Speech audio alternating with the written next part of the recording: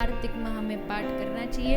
आजकल तो सब सुविधा है, यूट्यूब इत्यादि है, वहाँ आप सबको उपलब्ध हो ही जाएगा। तो रोज सुने, श्रवण करें और भगवान दामोदर को प्रणाम करें। इस प्रकार दाम बंधन की लीला होती है। फिर ठाकुर जी अपनी लीला धीरे धीरे आगे बढ़ाते हैं। भगवान माखन चोरी लीला आरंभ करते हैं, जिससे गोपियों को आनंद दे सके। अब घर जाने का कोई तो बहाना चाहिए ना, तो ठाकुर जी ने सोची चोरी सबसे बढ़िया बहानो है, तो चलो गोपिन के घर चोरी करवे जाएंगे। ठाकुर जी ने चोरी आरंभ करी और फिर तो प्रभु ऐसी चोरी आरंभ हुई कि सारे ब्रज में हल्ला मच गयो। भैया या ब्रज में एक नयो नयो चोर आयो है, बड़ो खतरनाक है। जो गोपी कहे ना कि मेरे घर हिम्मत नहीं है बाकी आने की, सो जबरन वही के घर जाके वही के घमंड को तोड़ते के ले आज तेरे ही घर हम जमघट जमाएंगे। और ऐसे ही नहीं, बड़ी ठाकुर जी ने सिस्टमेटिक ढंग से चोरी शुरू की। अरे ऐसे पकड़े जाएंगे तो फिर काय के चोर, काय का चोर जो पकड़ लिया जाए। ठाकुर जी ने पहले पूरा सिस्टम जमाया। पहले सब ग्वाल वालों को चोरी की विद्या सिखाई, पूरी ट्रेनिंग दी कि ऐसे चोरी करो। जब भी कई गोपी के घर चोरी करवे जाओ तो हाथ में माखन लगा के जाओ। बोले कन्हैया बातें का होगो। बोले कभी गलती से कोई गोपी ने पकड़ भी लिए तो जैसे हमारो हाथ पकड़ेगी तो चिकनो रहेगो, हाथ सो फिसल के भग जाएंगे। ये सब ट्रिक सब ठाकुर जी ने सबको सिखा दी। एक आध अपने ब्रज में सीआईडी छोड़ दिए, वो आके बताते थी आज वो गोपी मायके जा रही है, आज वो गोपी यमुना पे पानी भरवे जा रही है। अब तो महाराज ब्रज में अद्भुत आनंद आरंभ हो गया। हर रोज कोई ना कोई ठाकुर जी किसके संग लीला करे और गोपी आके मैया ते करे शिकायत। अरे ओ मैया देख मैं जा रही वहां पे यमुना जी पे जल भरवे के ताई जगने में देर रह गई मोए। तो सखी ने कही अरे सोती रहेगी, चल ब्रह्म मुहूर्त है गयो, जल्दी पानी भरवे चल। तो हम सब चली गई मैया, पर जैसे मैं पानी भर के ला रही सो एक पत्थर आके मेरी मटकी पे लगो, पूरी मटकी फूट गई, पानी में भीग गई। और यूं तेरो छोरा पेड़ पे ठाड़ो ठाड़ो कह रो गोपी शुद्धोदक स्नानम समर्प्यामी। पहले स्नान बाद में कोई काम, पहले नहाना चाहिए फिर कोई काम करना चाहिए। मैया पूरी पानी में भिगो दी। दूसरी बोली अरे मैया या की तो बहुत छोटी बात है, या को तो पानी में भिगोई। अरे मैया एक दिन मैं तो घी को मटका सर पे धर के मथुरा बेचने जा रही, सो पत्थर आयो, मटकी फूटी, में पूरी घी में भीग गई। तो बोलो घृतम स्नानम समर्प्यामी। गोपी पानी से तो रोज ही रोज नहाती हूँ, कभी कभी घी से भी नहा के देख लिया करो। कोई गोपी कहती है मैया तेरे लालन ने वैसो करो, मैया तेरे लालन वैसो। पर मैया कहाँ मानने वाली, मैया को तो लगी मेरो छोरा तो दूध को धुलो है। मैया बोलती खबरदार जो मेरे छोरा पे इल्जाम लगायो तो सबरी झूठी की झूठी यहीं आ गई मेरे घर। कितनो सूदो सो छोरा है मेरो, कितनो भोरो वारो सो। देखो या के मोड़े को अब एकदम भोरो सो मोड़ो बना के ठाड़े है जाते कि हमको तो कछु पतो ही नहीं गोपी क्या कह रही है। कोई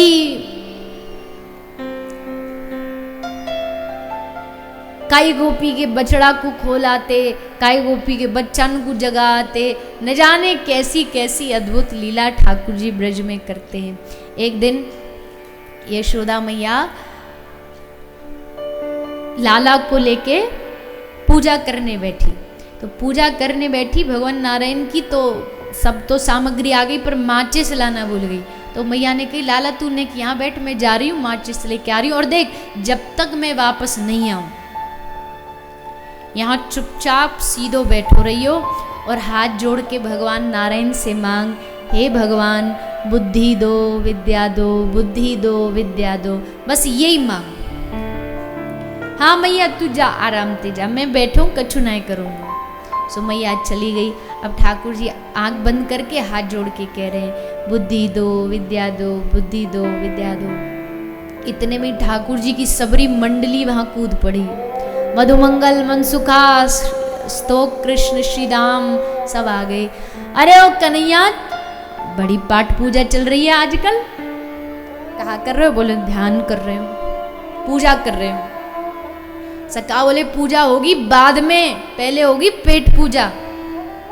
ये बताओ भोग में क्या है? बोले अभी भोग लगा नहीं अभी तो। बोले ब्राह्मणन के पेट में गयो मतलब भगवान के पेट में गयो। जैसे कहते ना यज्ञ में गया तो भगवान के मुख में गया, ब्राह्मण के मुख में गया तो भगवान के मुख में गया। सो हमारे पेट में जाएगा मतलब भगवान तक पहुंच गए। कहा है बता भोग में? तो मैया सुंदर मोती चूर के लड्डू बना के लाई। मनसुखा बोलो लाला मोड़े में पानी आ रहे हो, लड्डू को देख के एक दे दे। ठाकुर जी बोले एक ही देंगे? हाँ एक दियो। अरे लाला एक और दे दे। एक ते का हो, दूसरो तीसरो चौथो पांचो करते करते करते सबरी थाली साफ। इतने में मैया की पायलन की आवाज आई। अब ठाकुर जी घबराए, अब क्या कहेंगे मैया को। सब ग्वाल वाल बग गए, ठाकुर जी घबरा रहे, क्या करे क्या करे। तो वहां कछु पत्थर पड़े, सो उठा के थाली में धर के वहां पे कपड़ा ढक दियो। सब गोल गोल पत्थर भर के थाली भर के रख दी और हाथ जोड़ के बुद्धि दो विद्या दो, बुद्धि दो विद्या दो। यशोदा मैया आई। आहा बलिहार बलिहार कितनो सूदो लाला है मेरो। जैसे छोड़ के गई वैसी बैठो एकदम।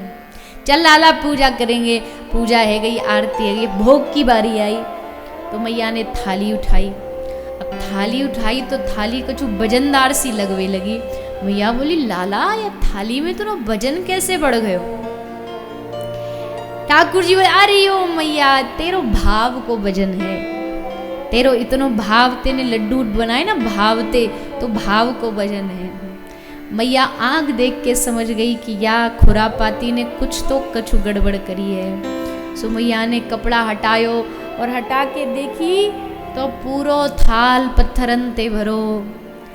अब तो क्रोध में आके मैया यशोदा ने लाला को कान पकड़ो और जैसे लाला को कान पकड़ो तो सामने जो भगवान नारायण की मूर्ति थी वो देख नहीं पाई, भगवान की दशा न देख पाई। और भगवान नारायण की मूर्ति बोल पड़ी अरे ओ मैया, अरे लड्डू इसने न खाए, ये लड्डू इसने हमको भोग लगाए और हमने पा लिए। अब तो मैया प्रसन्न है गई, वाह वाह वाह, भगवान ने हमारे लाला के हाथ से लड्डू पाए। अब मैया को कौन समझाए कि कहने वाले भी यही और पाने वाले भी यही, सब यही हैं, ये सब कर ही रहे हैं, सबरा ताम झाम बाकी सब कुछ करने वाले यही हैं।